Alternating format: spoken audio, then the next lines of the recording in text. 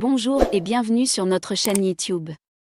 Abonnez-vous et cliquez aussi sur la cloche de notification pour ne rien rater.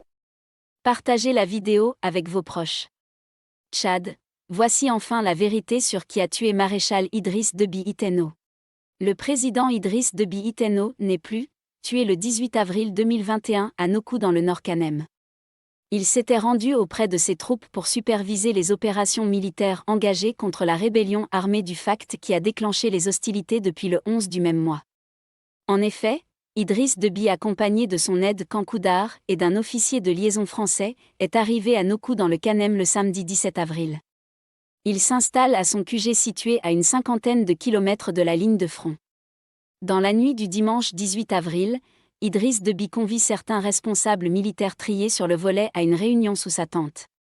Juste à la fin de cette réunion, arrive un général, bien connu par les Tchadiens, qui était lui à un poste avancé protégeant le QG du maréchal. Aussitôt croisé, Idriss Déby lance à l'endroit de ce général « Et rebelda, qu'est-ce que tu fais ici ?» Il faut comprendre que le terme « rebelle » ici n'a aucune relation avec l'ennemi d'en face, le FACT. Mais il traduit bien le ressentiment qu'a toujours Idriss Déby à l'égard de ce général qui, à l'instar de plusieurs autres officiers du clan, avait refusé de s'associer à l'attaque du domicile de Yaya Diop.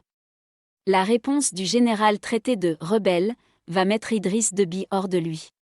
Instantanément, Déby sort son pistolet et abat à bout portant ce général.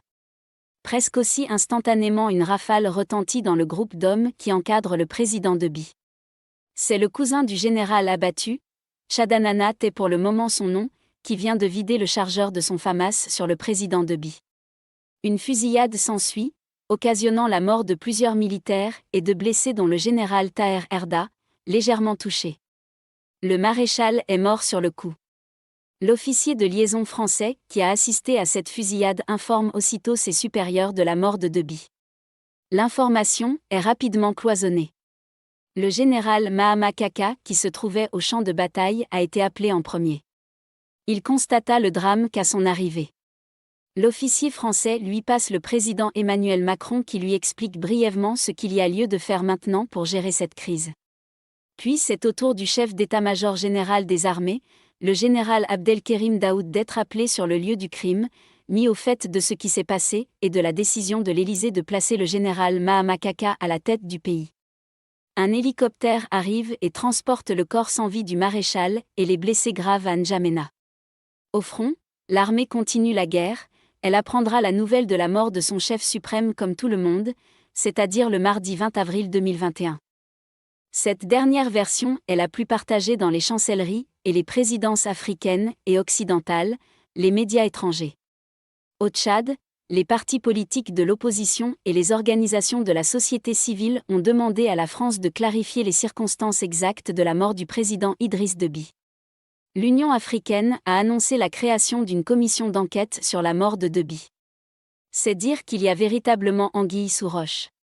Au front, les militaires s'interrogent car ils n'arrivent pas à comprendre comment le maréchal a été tué au combat. Et surtout, avec quelle faction de l'ANT a-t-il combattu ? Il reste à savoir quelles conséquences cette tuerie au sein du clan va avoir sur le pouvoir que visiblement on s'active avec l'aide de la France à pérenniser à travers le fils du disparu, le général Mahama Idriss Déby. N'oubliez pas de vous abonner et de partager la vidéo.